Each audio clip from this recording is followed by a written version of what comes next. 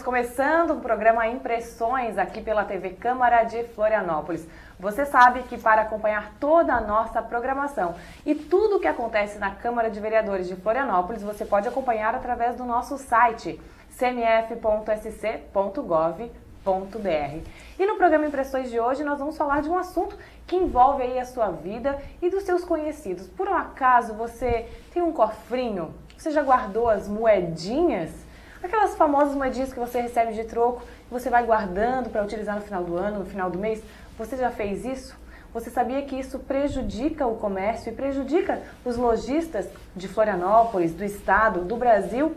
Para falar sobre esse assunto, nós estamos ao lado Lidomar Antônio Bisson, que é diretor de Assuntos Econômicos da CDL, Câmara de Dirigentes Lojistas de Florianópolis. É isso mesmo? Isso mesmo, Tayana. Prazer estar aqui com vocês e falar sobre esse assunto, que é um assunto realmente relevante, em que a gente vai estar falando do costume das pessoas. Certo. Daqui a pouquinho também a gente fala um pouquinho do trabalho da CDL, mas antes, vamos falar o que deixa de ser movimentado no comércio com essas pessoas que têm esse costume de guardar essas moedinhas? Bom, o comércio tem um prejuízo imediato, que é o não troco.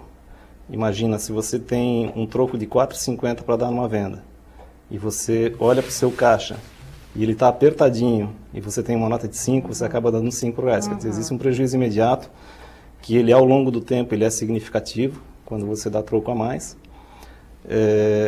E também o comércio tem uma culpa nesse sentido na formação dos preços. A gente tem um fator psicológico conhecido, que é o 90 ou 99 no final do preço.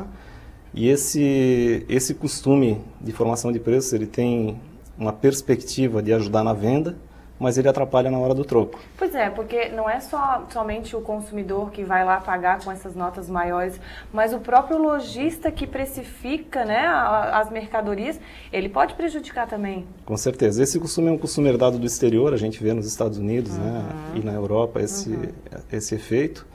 Porém, a gente vive num mercado diferente. A gente tem no Brasil uma quantidade significativamente menor de moedas em circulação e também o costume dos brasileiros de guardar as moedas.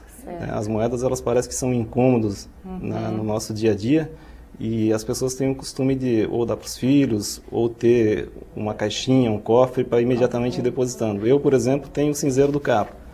E daí vai colocando... Toda vez que eu chego no carro, eu vou colocando as moedas ali. Quando ele enche, eu levo para o meu estabelecimento e acabo fazendo troco. Pois é, e tem também um comentário de que as mulheres guardam mais as moedas. Será por causa do tamanho da bolsa? Bom, pelo tamanho da bolsa e pela quantidade de objetos que a mulher também costuma colecionar, costuma lidar.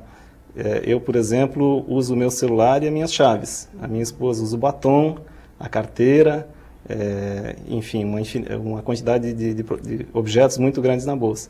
Então, não só as moedas, mas às vezes notas menores de dinheiro também acabam indo para a bolsa e virando uma certa confusão. Lidomar, quando a gente fala em quantidade de moedas, a gente está falando em quantidade específica da moeda, mas elas têm os valores que são superiores, né? 1 centavo, 5 centavos, 10 centavos. Quanto que está atingindo o mercado desse valor que está fora do mercado? Bom, o total de moedas em circulação hoje no Brasil chega a um montante de 4 bilhões de reais, certo? Desses 4 bilhões de reais, estima-se que cerca de 500 milhões de reais não estão circulando. 500 milhões de reais. Imagina 500 milhões de reais no cofrinho aí das pessoas. É mais ou menos isso que está distribuído aí no cofrinho. E aí, claro, ensinamento para os nossos filhos. Por exemplo, os 100 reais que ficam num cofrinho durante um ano, são 10 reais perdidos de remuneração. Por causa das aplicações. Lógico, o dinheiro passa por uma desvalorização constante, a inflação faz parte, né, a desvalorização faz parte da nossa vida. Então, existe uma depreciação. E isso é um prejuízo assumido fracionadamente ou parcialmente por cada cidadão, né? Então, o costume de colocar as moedas em atividade é um costume que vai trazer benefício, por menor que seja, né, por menor que ele pareça ser, mas ao longo do tempo ele representa um ganho real ou uma não perda.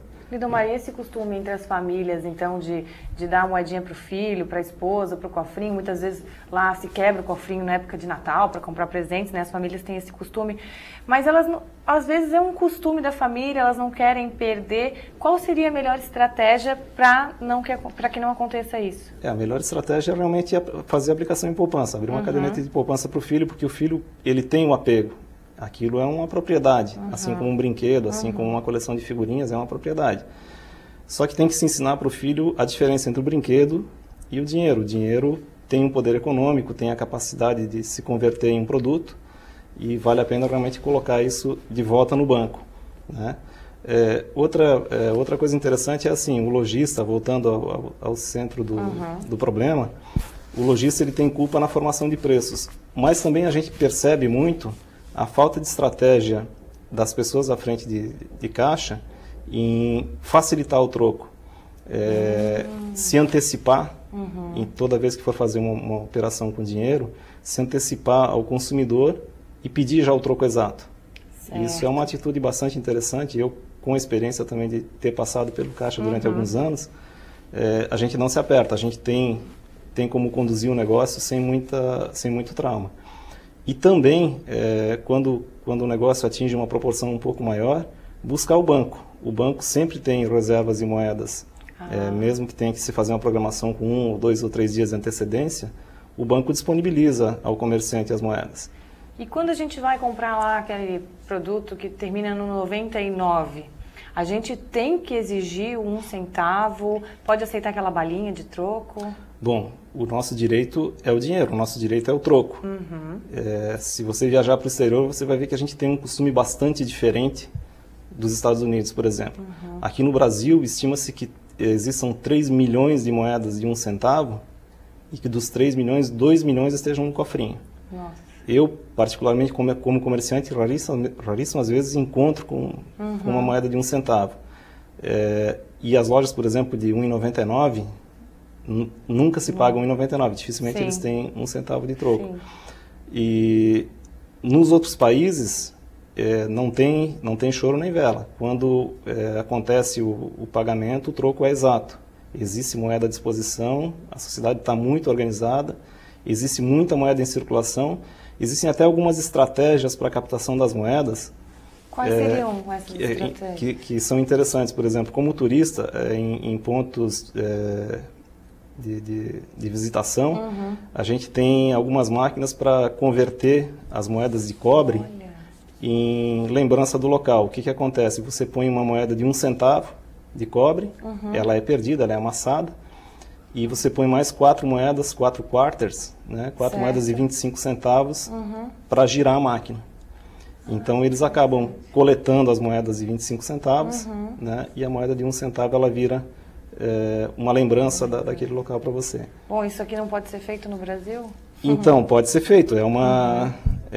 Teria que se constar legislação, em primeiro lugar, sobre a destruição de uma moeda. Mas o que a gente vê de fato no Brasil é que às vezes materiais como o cobre e o latão, que têm um valor econômico alto, eles se sobrepõem em peso ao próprio valor da moeda. Então já existe uma preocupação na fusão desses materiais, quer dizer, as moedas serem fabricadas e alguma fundição destruir elas porque o valor do material é maior do que o valor da própria moeda. Certo. Bom, então a sugestão para os comerciantes, lojistas, empresários: facilitem aí o troco, né? Facilitem essa precificação, e as pessoas que quebrem seus cofrinhos. Que quebrem seus cofrinhos, com certeza. Bom, vamos falar um pouquinho de CDL, então, Lidomar. Qual é o trabalho que a CDL realiza aqui em Florianópolis? Os lojistas têm o apoio, as pessoas têm apoio da CDL, como funciona? Bom, a CDL de Florianópolis ela tem 52 anos, completou agora no mês de julho. Ela é uma instituição bem tradicional da cidade, uma das mais importantes do país, a terceira maior do país. Olha. Ela se antecedeu, inclusive, à FCDL, que é a Federação Estadual. Ela foi precursora aqui no estado do movimento lojista. E, a nível nacional, ela é bastante importante. Ela tem hoje em Florianópolis 3.500 associados, 3.500 empresas e profissionais liberais associados à CDL. Certo. E os serviços que ela presta são os mais variados. O principal é a informação de crédito, é a informação de SPC.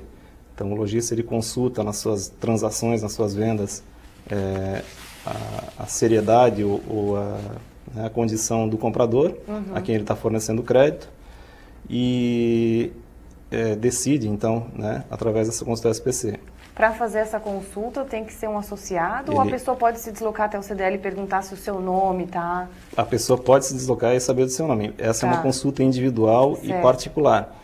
Porém, não tem custo, Lidomar? Não. Não tem custo. Existe o DEACON, que é um convênio entre a CDL e o PROCON, em que a CDL fornece gratuitamente cerca de 100 consultas diárias. Olha. Cerca de 100 pessoas diariamente visitam a CDL para saber informações sobre a sua condição. Mas, para saber informações de terceiros, é obrigatório a empresa ser associada à CDL, até porque isso gera uma responsabilidade.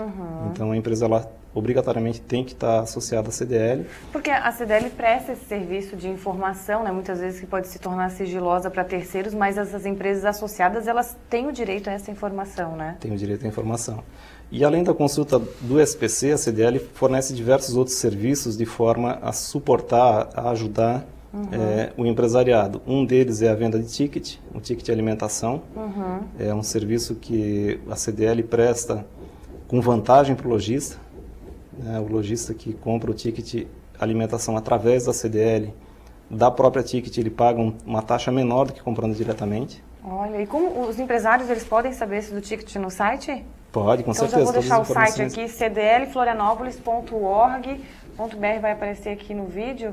E lá tem todas as informações, isso que a gente está conversando aqui, tem todas as informações. Não só através do site, mas através do contato diretamente com os agentes da CDL. A CDL tem uma equipe comercial bastante grande, bastante atuante, bastante competente e que também negocia planos de saúde corporativos, com vantagens também. As pessoas podem conferir que através da CDL o plano de saúde da Unimed fica mais barato do que fazendo individualmente na Unimed, né?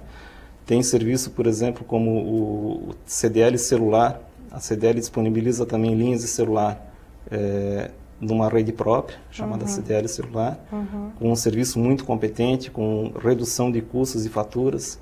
Existe uma série de serviços. São vantagens, né? São vantagens para os associados. Para se tornar um associado, Lidomar, as empresas têm que pagar algum custo? Tem um valor? Tem. Existe uma mensalidade que varia em torno de R$29 a R$35 por mês. É uma mensalidade relativamente pequena comparada às vantagens que tem na CDL. Tem assessoria jurídica que a CDL presta aos lojistas para operarem com o seu varejo, com o seu negócio. Também bastante fundamental, né? E fora assim esses serviços que a CDL presta diretamente, existe o valor institucional e a importância que a associação tem, a representatividade que ela tem, né? E ela realmente se faz ouvir. Ela tem um bom trâmite aí com o poder público e sempre consegue a atenção e a ajuda dos órgãos públicos para resolver os problemas da cidade. Ela contribui de diversas formas aí para melhoria da cidade. Por exemplo, a gente tem agora em andamento um projeto para abertura do comércio no sábado à tarde, no centro da cidade. Por quê? Porque a gente entende que o centro da cidade tem um valor bem significativo para a cidade. Florianópolis é uma cidade turística e, assim como outras cidades turísticas pelo mundo, o centro tem a obrigação de estar vivo, tem a obrigação de... Porque nós também vivemos um movimento nos shoppings, né? Nesse período, né? E o centro da cidade ele é o maior shopping a céu aberto, é um shopping com um mix de produtos e serviços bastante grande. E a CDL vem incentivando. Aí existe a revitalização de algumas ruas, né? Existiu no passado um projeto com a Coral para a pintura dos prédios históricos. E, enfim, ela vem atuando na segurança do centro da cidade, né? Tem um trabalho bem interessante.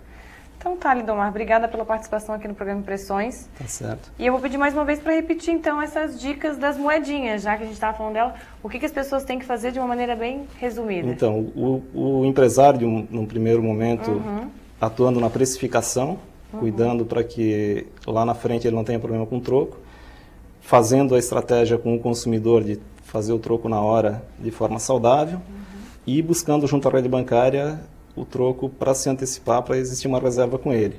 E o consumidor também cuidando para que ele não fique com um montante muito grande acumulado, porque isso de fato é um prejuízo para ele no final do ano. E ele pode conseguir mais dinheiro levando essas moedinhas para uma poupança, para um... Pode conseguir o rendimento, com certeza. Rendimento. Então tá bom, Lindomar, obrigada pela participação aqui no programa. Obrigado também. Obrigada pela sua companhia e até o próximo Impressões. Até lá.